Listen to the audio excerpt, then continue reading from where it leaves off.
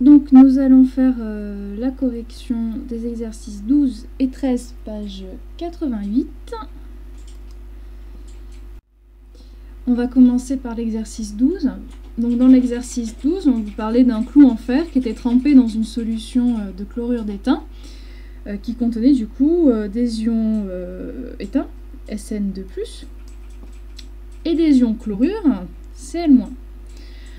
On vous dit ensuite que du coup le clou va se recouvrir de fines aiguilles d'étain. Donc a priori on a formé de l'étain solide à un moment donné quand même. Dans le même temps, on vous dit que le fer il va passer en solution sous forme d'ion fer 2+. Ici il fallait donner les deux couples oxydant-réducteurs qui étaient en présence. La première des choses à faire, c'est de repérer finalement les espèces qui réagissent et les espèces qui se créent. Donc nous on sait que a priori, on a de l'étain solide qui va se former. Et d'où il vient, il ne peut venir que des ions SN2+, qu'on avait en fait au début dans la solution de chlorure d'étain. Ça va nous donner du coup un couple oxydant-réducteur entre SN2+, et SN. Ce couple oxydant-réducteur, a priori, ça sera SN2+, slash SN, puisque l'oxydant il est gourmand, il cherche à attirer les électrons, et a priori SN2+ aura bien plus tendance à attirer les électrons à lui que SN. D'un autre côté, on a le fer solide qui va se transformer en ion Fe2+. De la même manière, on va pouvoir en déduire un couple oxydant-réducteur. Et donc ce couple oxydant-réducteur, ça va être Fe2+, slash Fe. Ici, l'oxydant, ça sera Fe2+, puisque c'est lui qui aura le plus tendance à attirer les électrons à lui. Concernant les espèces spectatrices, si on regarde ici, les ions chlorure, a priori, ne réagissent pas, on ne nous en parle pas, on ne nous dit pas que du chlore ou du dichlore est formé. Donc a priori, il va rester en permanence en solution des ions chlorure. Pour écrire les demi-équations, les demi-réactions, les équations de demi-réaction qui correspondent aux deux couples d'oxydants et de réducteurs, on peut commencer du coup par écrire la demi-équation correspondante à la transformation des ions SN2+, en étain solide SN. Donc a priori, si on regarde, les atomes d'étain sont équilibrés, on en a un de chaque côté de l'équation. Et pour équilibrer les charges, sachant que de ce côté-là, on a 0 charge, il faut bien équilibrer de ce côté pour avoir à la fin 0 charge également. Donc au départ, on est avec 2+, il nous faut bien rajouter 2- pour pouvoir compenser les 2 charges de plus qu'on avait au début. Avec le même type de raisonnement, on obtient l'équation suivante pour le couple Fe2+, Fe.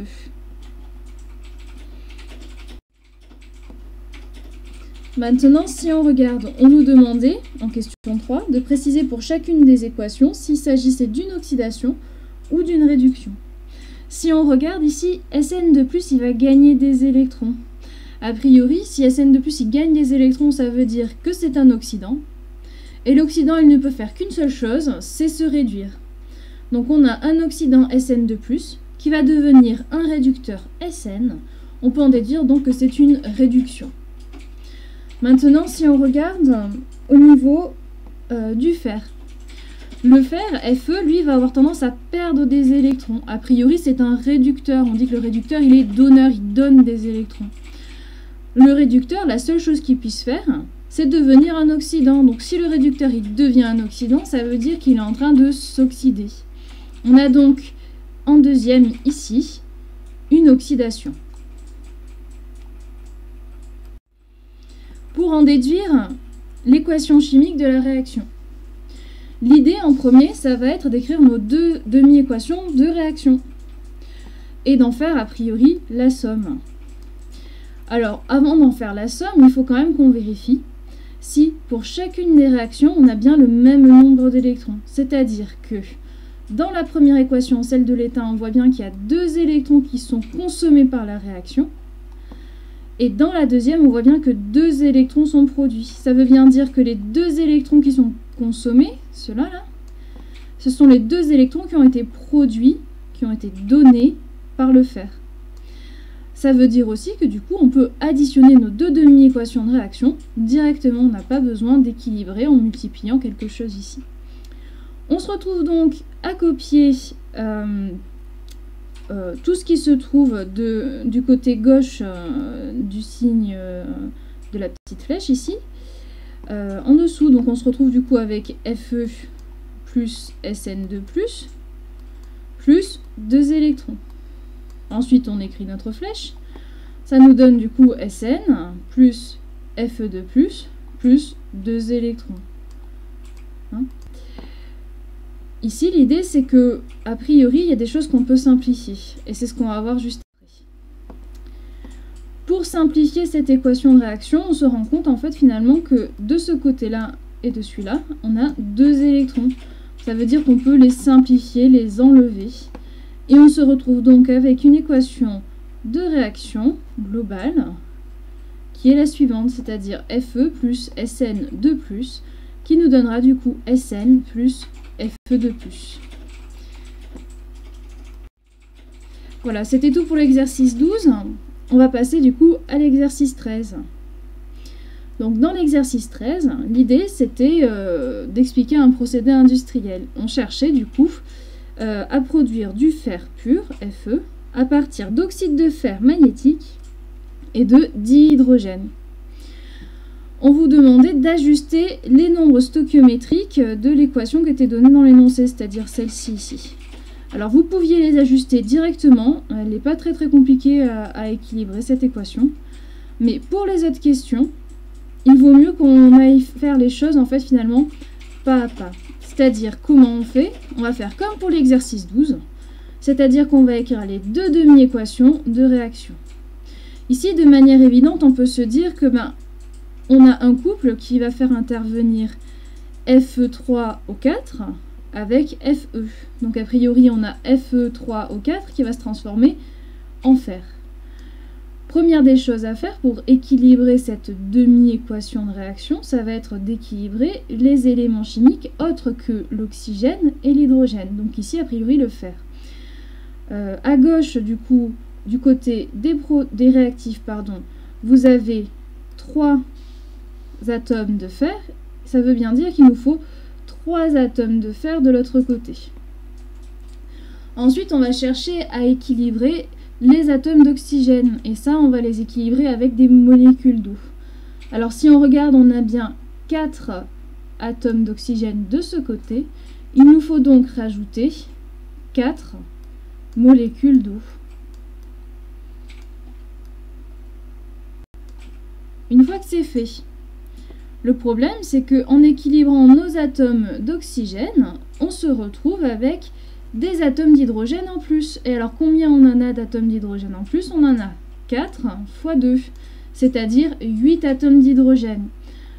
Il nous faut donc équilibrer les atomes d'hydrogène avec des H+. Et alors, nos H+, ici, on va en mettre du coup 8, puisqu'a priori, on avait 8 H en trop de l'autre côté. Maintenant, si on regarde à ce stade-là, tous nos atomes sont équilibrés entre eux. La seule chose qui n'est pas équilibrée, c'est que à droite de l'équation, ici, on se retrouve avec une charge globale de 0. Alors qu'à gauche, pour l'instant, on est à plus 8. L'idée pour arriver jusqu'à 0, ça va être de rajouter des charges moins. La seule manière qu'on a de rajouter des charges négatives, c'est d'ajouter des électrons. Sachant qu'un électron vaut un moins, compte pour un moins finalement, il nous faut rajouter 8 électrons pour équilibrer cette demi-équation de réaction. Maintenant qu'on a équilibré cette demi-équation de réaction, on va passer à la demi-équation de réaction suivante. Celle qui nous fait transformer H2, a priori en H2O, ce qu'on suppose. Alors, on va commencer du coup par équilibrer tous les éléments chimiques qui ne sont ni de l'hydrogène ni de l'oxygène. Ici, dans cette équation, il n'y en a pas. Deuxième étape, il nous faut équilibrer l'oxygène, ici, avec des molécules d'eau. On a un atome d'oxygène à droite, ça veut dire qu'il nous faut mettre une molécule d'eau à gauche.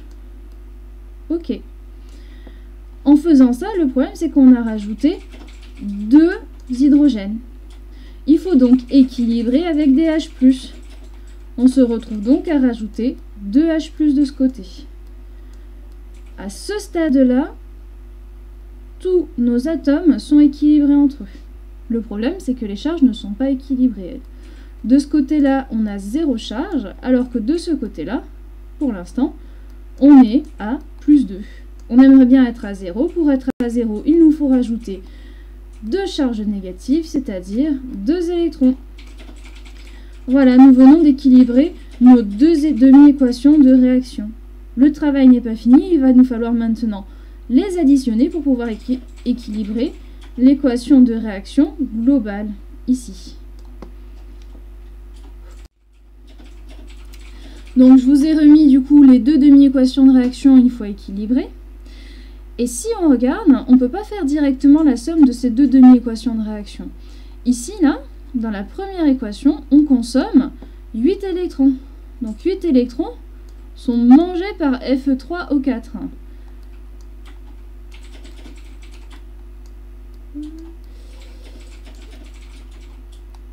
Bref.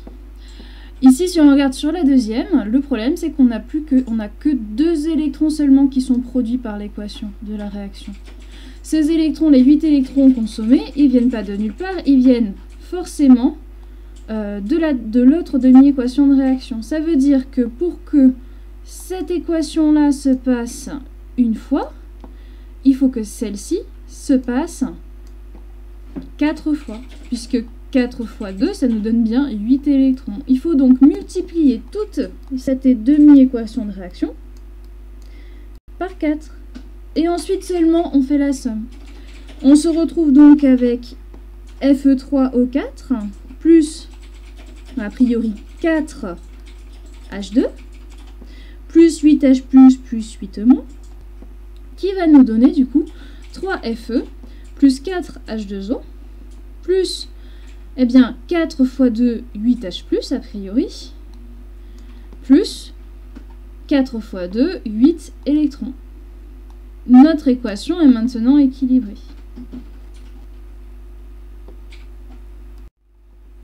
Si on regarde cette équation, on peut tout à fait la simplifier.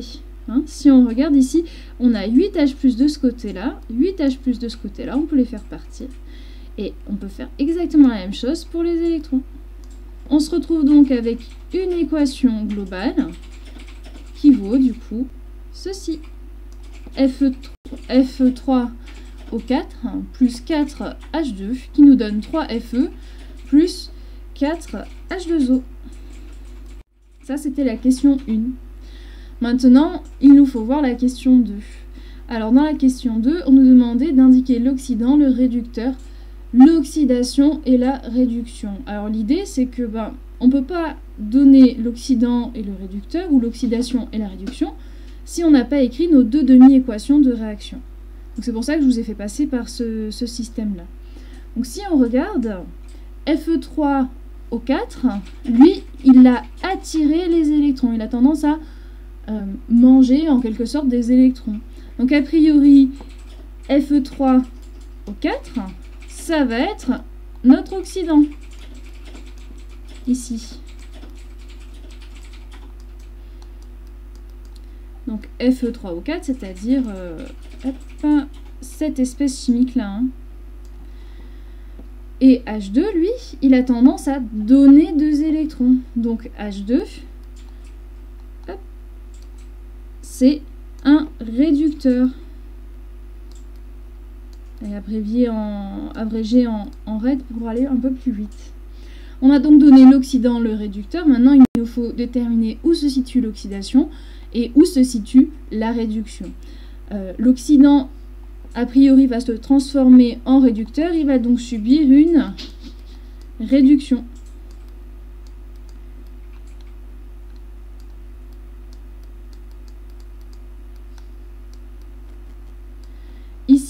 notre réducteur H2 va se transformer en oxydant H+, et il va donc subir une oxydation.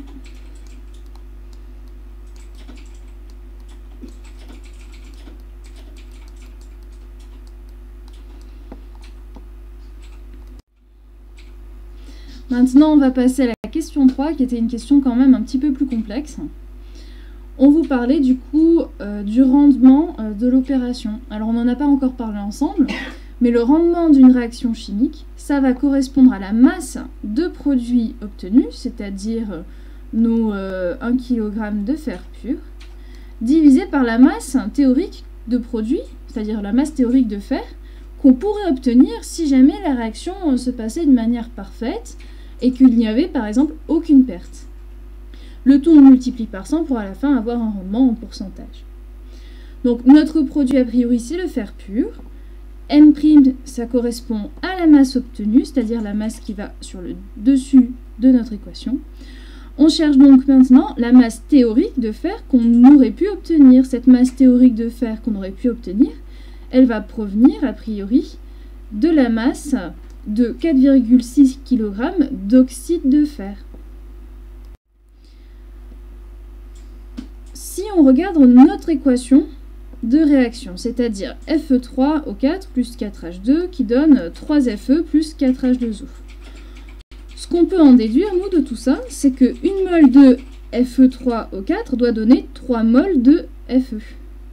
On est obligé de raisonner en quantité de matière ici, puisque dans une équation, on nous donne les proportions en termes de molécules, et donc on peut en déduire du coup des proportions en termes de mol, mais certainement pas des proportions en termes de masse. Donc on va être obligé de passer par la quantité de matière pour pouvoir avoir finalement le nombre de mols de Fe qu'on va pouvoir produire à partir de nos 4 kg d'oxyde de fer.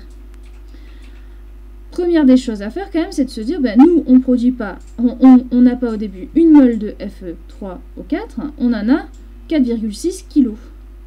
Donc on va essayer de déterminer le nombre de mols de Fe3O4, qui correspond du coup à 4,6 kg. Pour ça, on utilise la formule petit n égale à petit m sur grand M, la masse molaire. On ne prend pas la masse molaire de n'importe quoi, mais bien la masse molaire de Fe3O4. On se retrouve donc avec nos 4,6 fois 10 puissance 3, parce qu'attention, ce sont des kilogrammes, et dans cette formule, la masse, elle doit être en grammes. Le tout divisé par 3 fois 55,8. Alors 55,8, c'est la masse molaire du fer, que vous pouvez retrouver sur n'importe quelle classification périodique. Cette masse molaire du fer, on la multiplie par 3, parce qu'on a bien 3 atomes de fer dans une molécule de Fe3O4. Ensuite, on se retrouve à additionner ça à 4 fois 15,9. 15,9, ça correspond à la masse molaire de l'oxygène. On a bien 4 atomes d'oxygène, donc on fait fois 4. Le tout nous donne donc 19,9 mols. Donc, ici, je vous ai reporté un petit peu toutes les informations. Nous, on n'a pas une mol qui est produite, mais du coup, 19,9 mols. Pour avoir finalement le nombre de mols de fer qu'on va arriver à produire à partir de nos 19,9 mols, il faut faire un produit en croix. Alors nous, on sait que 1 mol de Fe3O4, ça nous donne 3 mols de Fe. Donc du coup, 19,9 mols de Fe3O4, ça va nous donner du coup, à la suite de ce calcul, 59,7 mols de Fe, de fer pur. Alors, nous, ce que ça nous donne du coup, c'est la quantité de matière théorique, c'est-à-dire la quantité de matière maximale qu'on peut avoir à la suite, à la fin du coup, de cette opération, à la fin du coup, de cette réaction.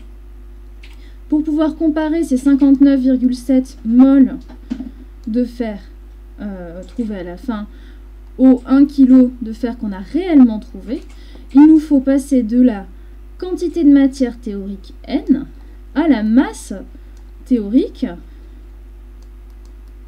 petit m. Donc, pour passer de n théorique égale à 59,7 mol à la masse théorique m, il nous faut donc passer par l'équation petit m est égal à n multiplié par grand M étant la masse molaire, ici, du fer. Ça nous donne donc, à la fin, 3,3 kg. C'est-à-dire que au maximum, on pourra produire 3,3 kg de fer pur. On n'a plus qu'à insérer ça dans notre rendement et on aura la réponse. On se trouve donc avec une masse de produit obtenu réelle égale à 1 kg, une masse maximale théorique qu'on aurait pu obtenir de 3,3 kg. Le tout, ça nous donne un rendement d'environ 30%. Alors 30%, c'est pas forcément immense. Ça peut s'expliquer de plusieurs manières. Déjà, il peut y avoir des pertes lors de cette opération. Et puis ensuite, peut-être que la réaction n'est pas entièrement terminée. Peut-être que, en attendant un petit peu plus longtemps, on aurait une masse de fer pur un petit peu plus élevée.